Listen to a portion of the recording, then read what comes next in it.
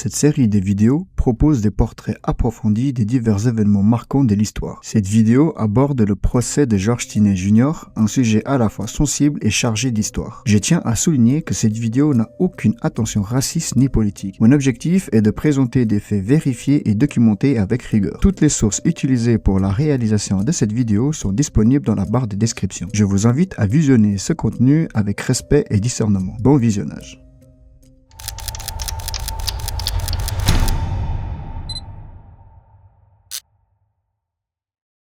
En 1944, dans une Amérique ségrégationniste où la couleur de peau détermine votre place dans une société, un drame judiciaire vient marquer à jamais l'histoire du pays. George Stinney Jr., un adolescent afro-américain âgé seulement de 14 ans, est accusé du meurtre de 2 fillettes blanches dans une petite ville en Caroline du Sud. Ces crimes, aussi tragiques qu'inexplicables, bouleversent la communauté locale et attisent les tensions raciales déjà exaspérées par des décennies de lois Jim Crow. En seulement 8 ans 3 jours, George est arrêté, jugé, condamné et exécuté sur la chaise électrique. Aucun avocat compétent pour le défendre, aucune preuve tangible pour appuyer les accusations et une société blanche déterminée à punir rapidement le coupable désigné. Tout cela transforme son procès en une parodie de justice. Il devient ainsi le plus jeune condamné à mort des États-Unis au XXe siècle, un symbole de l'injustice raciale systémique qui gangrène le pays. Mais cette histoire ne s'arrête pas là. Près de 70 ans plus tard, en 2004, un historien décide de rouvrir ce dossier pour faire éclater la vérité. Que s'est-il réellement passé? Pourquoi un garçon de 14 ans, encore un enfant, a été-il exécuté dans de telles conditions? Et était-il coupable ou était-il simplement une victime d'un système judiciaire partial façonné par les préjugés raciaux de l'époque? Dans cet épisode de Portrait, nous plongerons dans cette sombre page de l'histoire des États-Unis d'Amérique.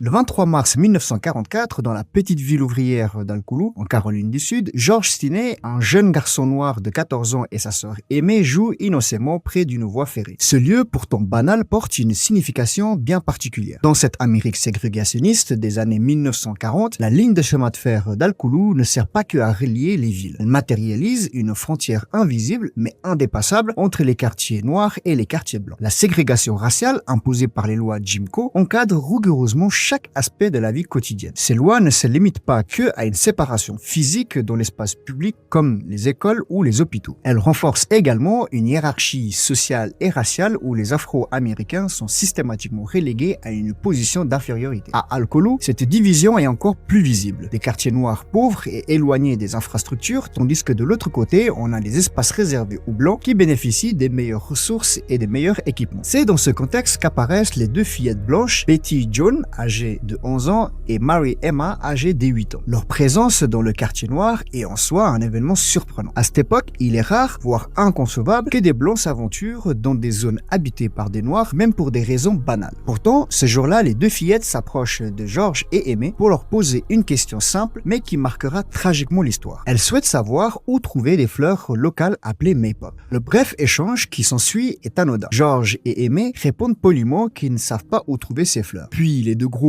se séparent, chacun poursuit son chemin. Ce moment aurait pu, du moins aurait dû rester un simple détail dans une journée ordinaire. Mais le soir même, Betty et Emma ne rentrent pas chez elles. Leur disparition provoque alors une onde de choc dans cette petite communauté soudée et des recherches s'organisent aussitôt. Le lendemain, la nouvelle tombe. Les corps sans vie des 2 fillettes sont retrouvés dans une fossée, atrocement battus à mort avec des crampons de chemin de fer. La brutalité du crime horrifie la ville entière, déclenchant une vague de peur et de colère. Très vite, la tension raciale atteint son paroxysme. Dans ce climat où les préjugés dominent, l'idée que le coupable puisse appartenir à la communauté noire commence à se répandre comme une évidence. Pour de nombreux habitants blancs de cette petite ville, la culpabilité de George devient rapidement une certitude, non pas basée sur des preuves tangibles, mais parce que son identité raciale le rend immédiatement suspect aux yeux d'un système profondément raciste et inégal.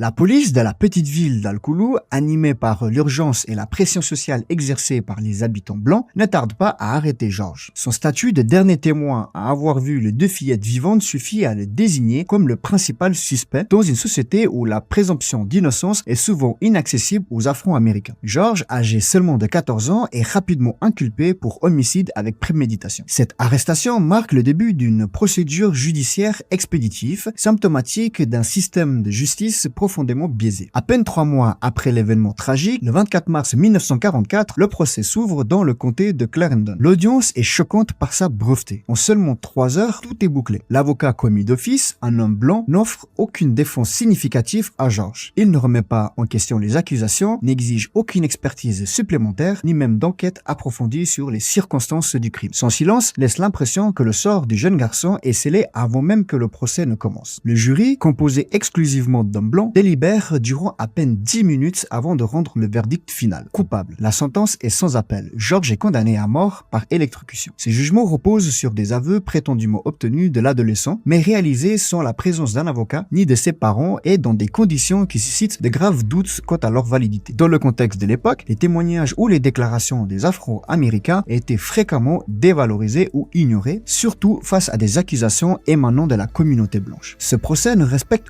aucune garantie fondamentale d'un système judiciaire équitable. À l'époque, en Caroline du Sud, une loi stipule que toute personne âgée de 14 ans ou plus peut être jugée comme un adulte. Cette disposition juridique permet à la Cour de condamner Georges à la peine capitale sans tenir compte de son jeune âge, de son immaturité émotionnelle ou de sa vulnérabilité face à un système oppressif. Ainsi, Georges est envoyé à la chaise électrique non pas uniquement en raison des preuves qui sont quasi inexistantes, mais parce qu'il est un jeune garçon noir accusé d'un crime dans une Amérique où la justice est au service des hiérarchies raciales. Cette exécution rapide et inexplicable constitue l'apogée de l'injustice systémique où la couleur de peau détermine non seulement la culpabilité présumée, mais aussi la valeur de la vie elle-même.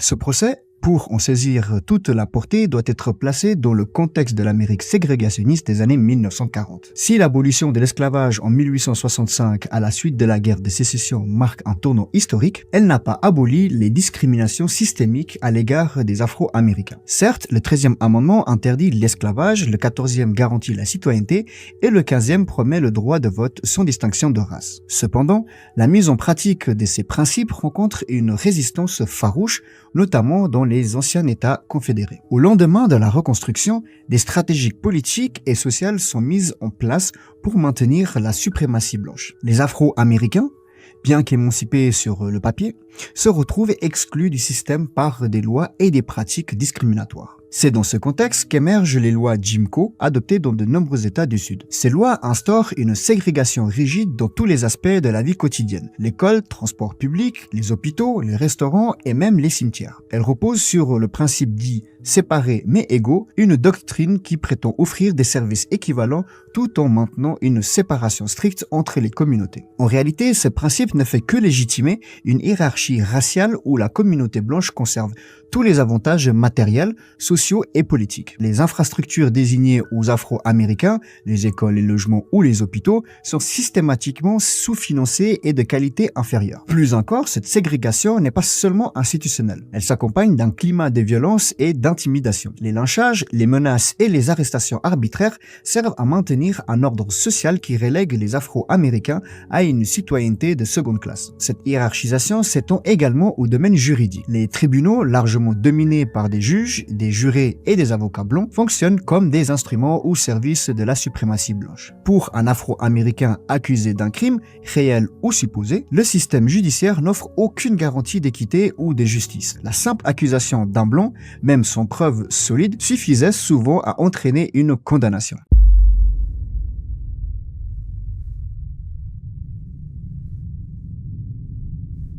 En 2004, soit 60 ans après l'exécution de George, l'historien George Frierson décide de rouvrir cette affaire motivé par la quête de vérité et la volonté de rectifier une injustice historique. Son enquête approfondie met en lumière de nombreuses irrégularités qui jettent un sérieux doute sur la culpabilité de l'adolescent ainsi que sur l'équité du procès. Parmi les éléments révélés par Frierson figurent d'abord les témoignages de la famille de George, totalement ignorés lors du procès initial. Ces témoignages attestent qu'au moment présumé du meurtre, George se trouvait avec ses proches. Cependant, dans un climat de ségrégation marqué par les mépris des Afro-Américains, ces déclarations n'ont jamais été prises en compte par le tribunal, une omission qui souligne le caractère partial et bâclé de la procédure judiciaire. Ensuite, le révérend Francis Batson, qui avait découvert le corps des deux fillettes, fournit un autre élément déterminant. Il déclare qu'il aurait été pratiquement impossible pour un enfant de 14 ans, pesant à peine 43 kg et mesurant 1,52 m, de déplacer seul les corps des victimes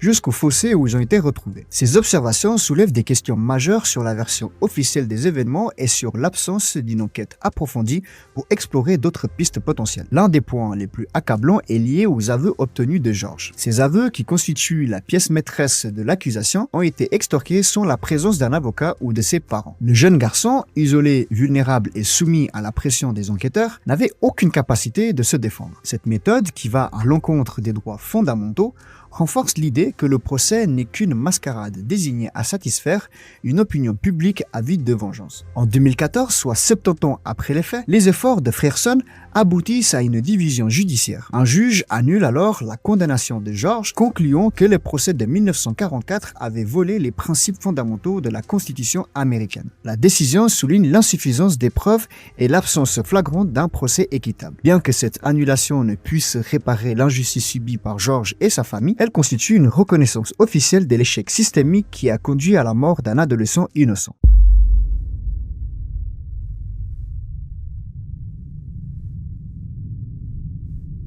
Après la Seconde Guerre mondiale, un vent de changement commence à souffler aux États-Unis. Les Afro-Américains qui ont battu aux côtés des Blancs sur les champs de bataille européens et asiatiques reviennent avec une conscience accrue de leur rôle dans la société et une détermination renouvelée à réclamer leurs droits. Cette période marque alors le début d'une mobilisation historique contre les injustices raciales où les individus et des communautés s'organisent pour briser les chaînes de la ségrégation et l'oppression. Dans les années 1950, des mouvements des droits civiques prennent une ampleur nationale portés par des figures emblématiques telles que Rosa Parks et Martin Luther King Jr. Ces leaders, chacun à leur manière, incarnent la résistance pacifique face à un système profondément ancré dans la discrimination. L'action de Rosa Parks, en refusant de céder sa place dans le bus en 1955, déclenche un boycott historique des bus qui dure plus d'un an et finit par marquer un tournant dans la lutte contre la ségrégation. Le mouvement culmine dans les années 1960 avec des marches, des sit-ins et des plaidoyers en faveur de l'égalité devant la loi. En 1964, le président Lyndon Johnson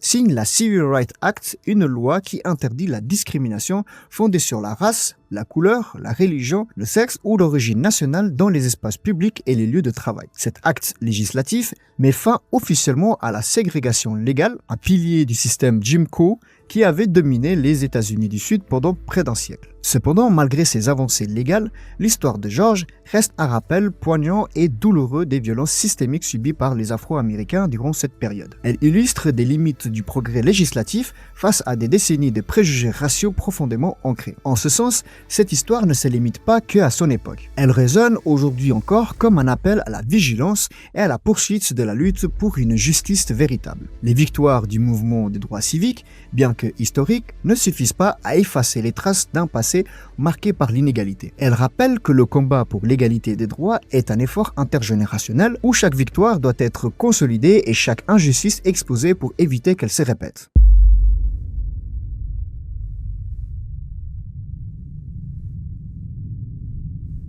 Le cas de George illustre de manière tragique la manière dont les structures de pouvoir, ancrées dans des systèmes de discrimination institutionnalisés, façonnent les trajectoires de la vie des individus marginalisés. À travers son exécution, c'est toute une société ségrégationniste qui s'exprime légitimement la violence à travers les droits. Cette affaire met en lumière une violence symbolique, c'est-à-dire une justice soi-disant impartiale qui en réalité reproduit et renforce les inégalités raciales. En 1944, le poids des lois Jim Crow ne se limitait pas qu'à la ségrégation spatiale ou aux discriminations visibles. Il traduisait par une exclusion systématique des Afro-Américains dans des sphères décisionnelles, qu'elles soient politiques, économiques ou juridiques. Ce procès montre aussi comment les idées de race, construites et maintenues par des discours pseudo-scientifiques et médiatiques, servent à justifier l'injustice. Le silence de l'avocat de George, l'absence des preuves solides et l'indifférence des autorités témoignent d'un système de domination raciale légitimé par le droit. Enfin, cette affaire nous pousse à réfléchir sur le rôle de la mémoire collective. La révision tardive du procès, soit 70 ans après les faits, ne peut effacer la violence subie. Cependant, elle révèle la nécessité de réexaminer les récits historiques pour mettre en lumière les injustices passées et peut-être réparer symboliquement les torts causés. George Stinney n'est pas seulement une victime d'une époque. Il est un symbole de la manière dont les institutions, lorsqu'elles sont biaisées, peuvent devenir des outils d'oppression. En analysant cette histoire ainsi, nous pouvons nous rappeler que la justice ne peut être dissociée des rapports de pouvoir et des dynamiques sociales qui la structurent. Comprendre cette affaire, c'est aussi comprendre les mécanismes qui permettent à des systèmes judiciaires de perdurer, mais c'est surtout un appel à veiller constamment à ce que le droit protège et non qu'il opprime. J'espère que cet épisode t'a plu. Moi je te dis à la prochaine, c'était Monsieur Yeman. Peace.